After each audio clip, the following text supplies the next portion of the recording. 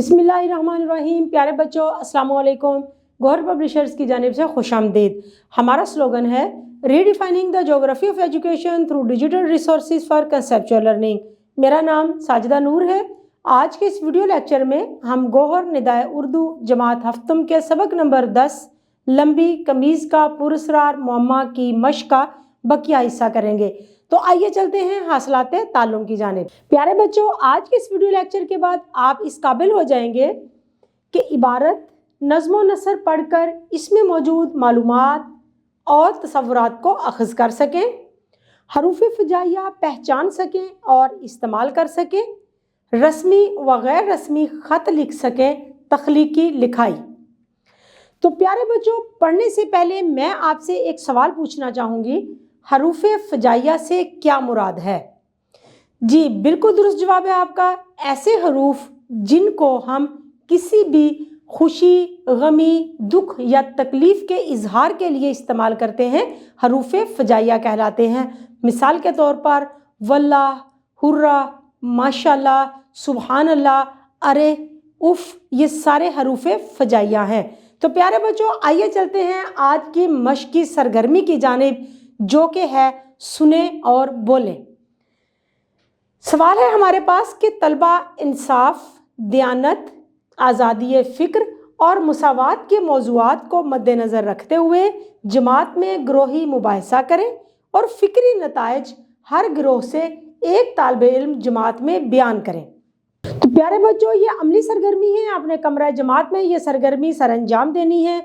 आपने मुआशरे में दयानत, मुसावात, आज़ादी फ़िक्र जैसे मामलात पर बात करनी है कि इनकी आज हमारे मुआशरे में किस कदर ज़रूरत है और जो मुआशरे इनका इस्तेमाल करते हैं वो किस तरह से तरक्की की राह पर गामज़न हैं।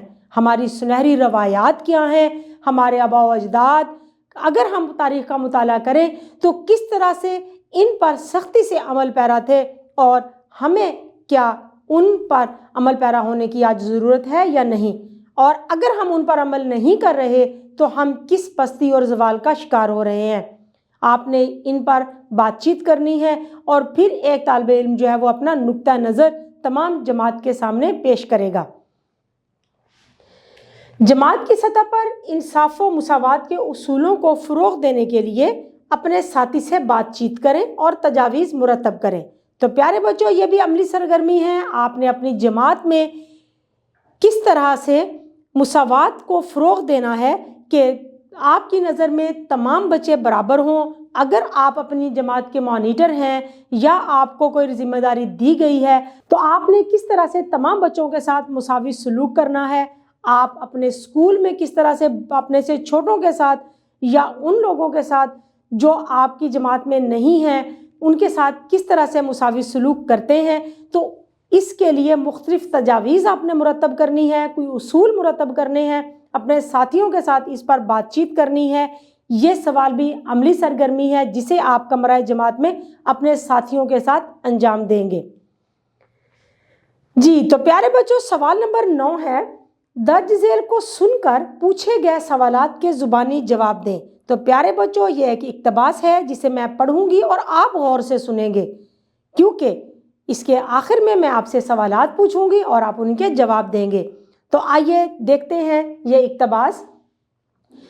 7 दिसंबर 1971 को हरड़ खुर्द और हरड़ कलां के सरहदी इलाकों में दुश्मन की हरकतों सकनात का जायज़ा लेने के लिए चंद जवानों पर मुश्तमिल एक दस्ता रवाना किया गया। इस दस्ते में ज़िला रावलपिंडी की तहसील गोजर खान के एक गांव ढोक पीर बख्श का ये लड़का भी शामिल था। जंग अब पेचीदा मरहले में दाखिल हो चुकी थी। महाज़े जंग पर धमाकों से कान पड़ी आवाज़ सुनाई न देती थी। इस जवान ने दुश्मन के आगे बढ़ते टैंकों को ताक ताक कर निशाने लगवाए। वो एक ऊंचे टीले पर चढ़कर दुश्मन को निशाना बनवाता रहा। जब भी दुश्मन का कोई टैंक निशाना बनता वो नारा तकबीर अल्लाह अकबर बुलंद करता। उसके हौसले को ताकत मिलती जब दुश्मन पर ठीक निशाना लगवाता। अब दुश्मन ने उसे देख लिया था और गोलियों की बौछार कर दी। एक गोली उसके सीने में लगी और वो जामे शहादत नोश कर गया। इस जवान का नाम सवार मोहम्मद हुसैन था। तो प्यारे बच्चों, आइए देखते हैं सवालात। सबसे पहला सवाल है, یہ واقعہ کس جنگ کا ہے؟ یہ واقعہ 1971 کی جنگ کا ہے۔ دوسرا سوال ہے جوان کا نام کیا تھا اور وہ کہاں کا رہائشی تھا؟ جواب ہے جوان کا نام سوار محمد حسین تھا۔ وہ ضلع راولپنڈی کی تحصیل گوجر خان کے ایک گاؤں ڈھوک پیر بخش کا رہائشی تھا۔ اگلا سوال ہے جوان کے دل میں کون سا جذبہ موجزن تھا؟ جواب ہے شہادت کا جذبہ موجزن تھا۔ آخری سوال ہے آپ اسے پڑھ کر کیسا محسوس کرتے ہیں؟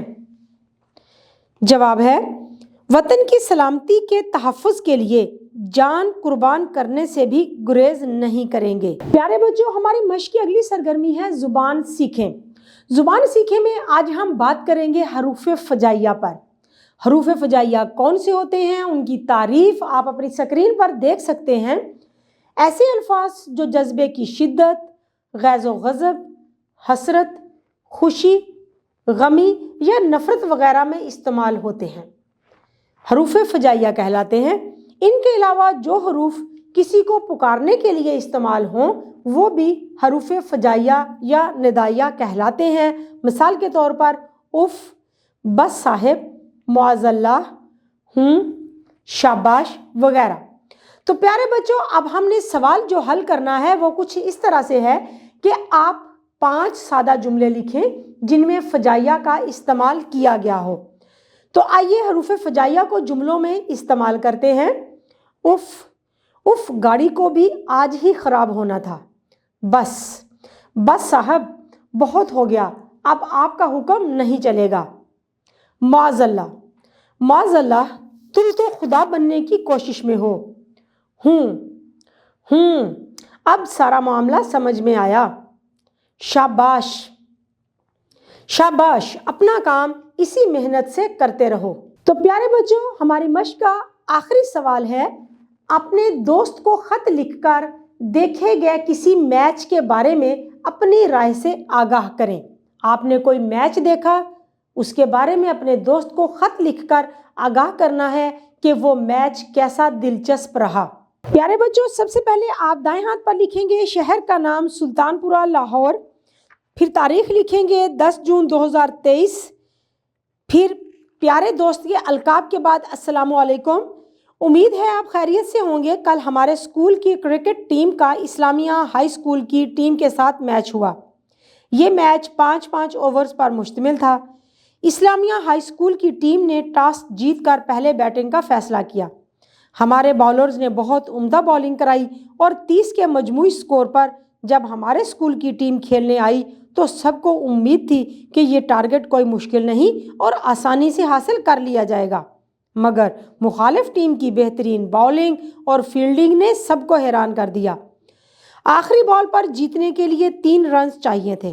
سب دعا کر رہے تھے، دونوں ٹیموں کے سپورٹر شور مچا رہے تھے۔